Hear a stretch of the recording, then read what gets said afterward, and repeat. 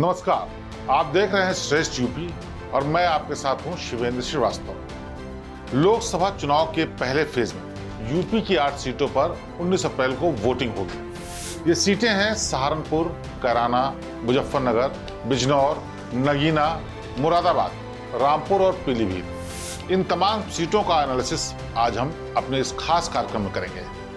पश्चिमी यूपी की इन सीटों का सियासी मिजाज कैसा रहा है, इस बार कौन कहां से चुनाव लड़ रहा है, साथ ही सीटों का कास्ट फैक्टर किस पार्टी के पक्ष में है, ये सब आपको हम बताएंगे। लेकिन सबसे पहले बात 2024 के बदलते राजनीतिक समीकरण की। यूपी में लोकसभा की 80 सीटें हैं जिनको जीतने के लिए हर पार्टी जी जान से चुनावी मैदान में उतर चुकी है। 2019 के मुकाबले इस बार के लोकसभा चुनाव में काफी कुछ बदल गया है।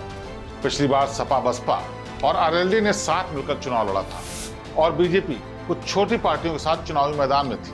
वहीं देश की सबसे पुरानी पार्टी कांग्रेस ने 2019 का चुनाव अकेले लड़ा था। लेकिन इस बार बहुत कुछ बदल गया है। इस बार समाजवादी पार्टी और कांग्रेस एक साथ मिलकर चुनाव लड़ रही हैं। वहीं बीजेपी पश्चिमी यूपी के लिहाज से अहम मानी जाने वाली राष्ट्रीय लोकदल को अपने साथ लाने में कामयाब रही है। साथ ही एनडीए में शामिल दल भी बीजेपी की यूपी में ताकत बढ़ा रहे हैं।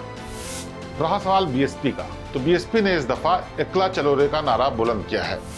जिन 8 सीटों पर सबसे पहले वोटिंग होगी वहां बीजेपी को 2019 के चुनाव में खासा नुकसान हुआ था। या यूं कहें कि बसपा सपा ने बीजेपी की सोशल इंजीनियरिंग को फेल कर दिया था। पहले चरण की 8 सीटों की बात करें तो 2019 में बीजेपी इनमें से केवल 3 सीटें जीतने में कामयाब रही थी और वो सीटें थी पीलीभीत, कैराना और मुजफ्फरनगर।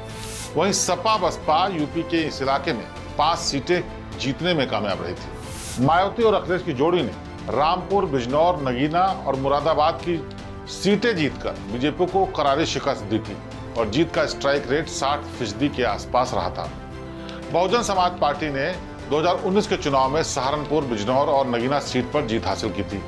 वहीं सपा के खाते में मुरादाबाद और रामपुर सीट आई थी। अब बात करते हैं इन सीटों के सियासी मिजाज की। जाटलैंड की मुजफ्फरनगर, नगीना जैसी सीटों पर बीजेपी और आरएलडी के नए नवेले गठबंधन का टेस्ट होगा। जहां बीजेपी को आरएलडी से गठबंधन के बाद इस बेल्ट में बेहतर प्रदर्शन की उम्मीद है, तो वहीं सपा को पीडीए यानी पिछड़ा दलित अल्पसंख्यक के सहारे जीत का सफर तय करने की आस है।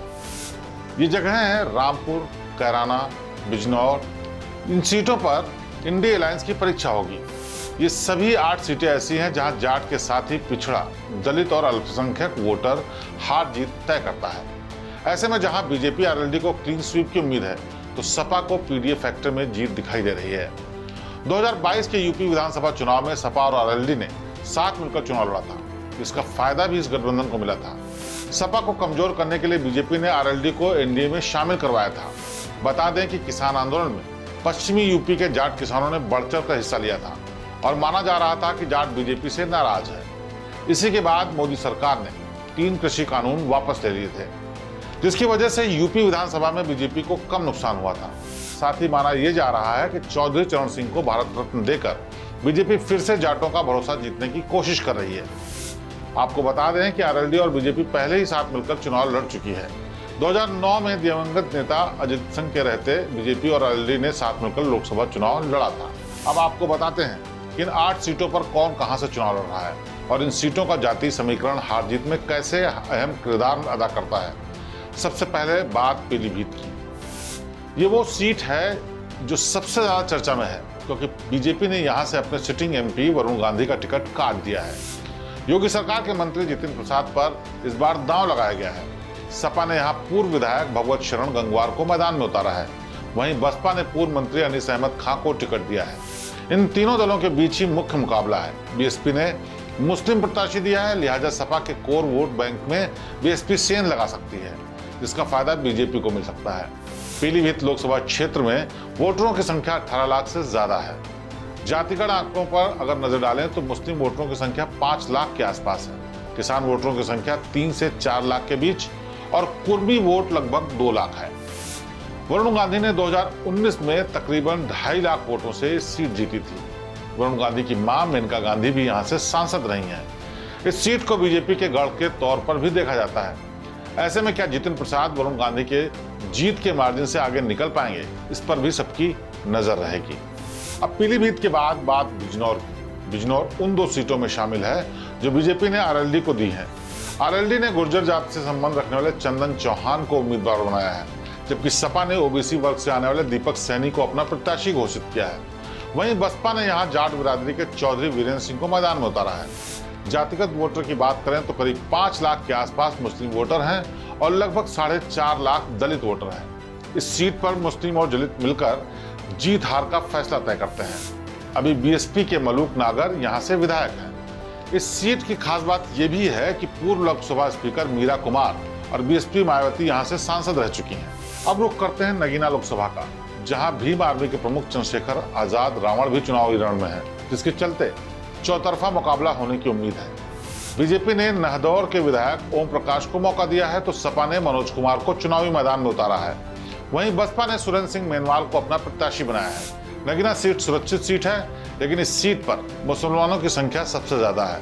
करीब 7.5 लाख वोटर मुसलमान हैं। दलित वोटर की संख्या लगभग 4.5 लाख के आसपास है।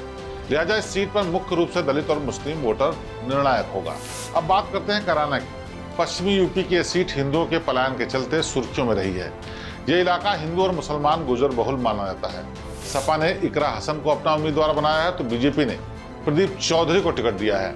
वहीं बीएसपी की ओर से श्रीपाल राणा को प्रत्याशी बनाया गया है। कैराना लोकसभा में जाति समीकरण की बात करें तो यहाँ पर सबसे ज्यादा मुस्लिम वोटर है, जिनकी संख्या करीब 5.5 लाख के आसपास है। उसके बाद दलित वर्ग के करीब 2.5 लाख वोटर हैं। कैराना में तकरीबन 2.5 लाख के आसपास जाट वोटर भी है। पिछला लोकसभा चुनाव बीजेपी के प्रदीप चौधरी ने अच्छे खासे मार्जिन से जीता था। इसी को ध्यान में रखते हुए पार्टी ने एक बार फिर उन्हें अपना उम्मीदवार बनाया है। कैराना में चुनाव जातियों के बीच न होकर धर्म के आधार पर यानी हिंदू मुस्लिम के बीच होता रहा है। अब बात पहले चरण की 8 सीटों में से 5वीं सीट सहारनपुर की। इंडी गठबंधन के तहत ये सीट कांग्रेस के खाते में आई है। कांग्रेस ने यहाँ इमरान मसूद को अपना प्रत्याशी बनाया है। बीजेपी ने राघव अग्रवाल को चुनावी समर में उतारा है। बीएसपी की ओर से माजिद अली चुनावी ताल ठोक रहे हैं। यहाँ के जाति समीकरण की बात करें तो मुस्लिम वोटर की संख्या 6 लाख के करीब है। 3 लाख दलित वोटर है, 3.5 लाख सवर्ण वोटर है, 1.5 लाख गुर्जर वोटर है, साथ ही अन्य जातियों के भी मतदाता हैं। इस सीट पर दलित मुस्लिम वोटर निर्णायक भूमिका निभाते हैं। बसपा के हाजी फजलुर रहमान ने 2019 में यहाँ से जीत हासिल की थी, जिनका टिकट बीएसपी ने इस बार काट दिया है। अब बात उस सीट की जिसको लेकर समाजवादी पार्टी में जबरदस्त खींचतान देखी गई। हम बात कर रहे हैं मुरादाबाद की, जहां आजम खान की जिद ने अखिलेश को मुरादाबाद में अपना प्रत्याशी बदलने पर मजबूर कर दिया है। एसटी हसन की जगह सपा ने अब रुचिवीरा को अपना उम्मीदवार बनाया है, जबकि बीजेपी ने 2014 में लोकसभा चुनाव जीते कुंवर सर्वेश सिंह पर फिर से अपना दांव लगाया है। बीएसपी ने इरफान सैफी को टिकट दिया है। मुरादाबाद सीट का अपना रोचक इतिहास रहा है। यहाँ हर लोकसभा चुनाव में अलग पार्टी का सांसद बनता है। जैसे 2019 में इस सीट से सपा जीती थी। 2014 में बीजेपी से सांसद कुंवर सर्वेश सिंह यहाँ से चुने गए। वहीं 2009 में कांग्रेस से क्रिकेटर मोहम्मद अजरुद्दीन ने लोकसभा का चुनाव जीता था। इस सीट पर मुस्लिम वोटर की संख्या 9 लाख के करीब है, जो यहाँ के कुल वोटर का 45% है।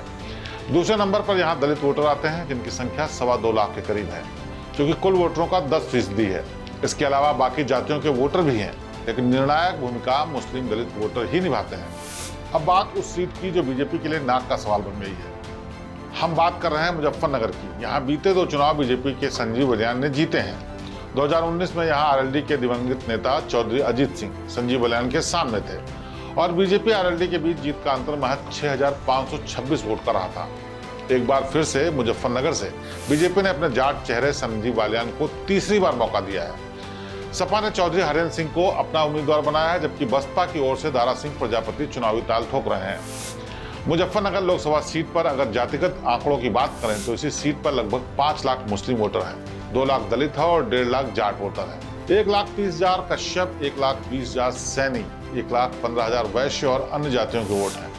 इस सीट पर जाट और मुस्लिम वोटर निर्णायक भूमिका निभाते रहे हैं। 2013 के दंगे के बाद बीजेपी का इस सीट पर जनाधार लगातार बढ़ा है। अब बात उस सीट की जहां के चाकू बड़े मशहूर हैं। हम बात कर रहे हैं रामपुर की। रामपुर लोकसभा सीट पर 10 बार कांग्रेस, 4 बार बीजेपी और 3 बार सपा, 1 बार भारतीय लोकदल का कब्जा रहा है। मुस्लिम बाहुल्य इस सीट पर धर्म और जाति कोई खास मायने नहीं रखती। यही वजह है यहाँ के वोटर दूसरे धर्म या जाति वाले प्रत्याशी को चुनने में हिचक नहीं दिखाते।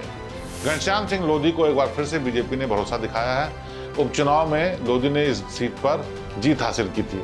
सपा ने मोहिबुल्लाह नदवी को अपना प्रत्याशी बनाया है तो जीशान खां को बसपा ने टिकट दिया है। ऐसे में 2 मुस्लिम प्रत्याशी बीजेपी के लिए जीत की राह आसान कर सकते हैं। रामपुर लोकसभा सीट में 16 लाख से ज्यादा वोटर हैं। इनमें से लगभग 51% मुस्लिम आबादी है तो करीब 45% हिंदू आबादी यहाँ रहती है। इसके बावजूद यहाँ हर पार्टी के उम्मीदवार जीतते रहते हैं। बहरहाल पश्चिमी यूपी की इन 8 सीटों पर बीजेपी को जहां पीएम मोदी के सहारे करिश्मे की उम्मीद है तो इंडी गठबंधन को पीडीए पर पूरा भरोसा है। ऐसे में जीत किसकी होगी ये देखना दिलचस्प होगा। हमारे इस खास कार्यक्रम में फिलहाल के लिए इतना ही। आप देखते रहिए श्रेष्ठ यूपी। नमस्कार। उत्तर प्रदेश की हर खबर से अपडेट रहने के लिए श्रेष्ठ यूपी को करें सब्सक्राइब, बेल आइकन दबाएं और देखते रहें श्रेष्ठ यूपी।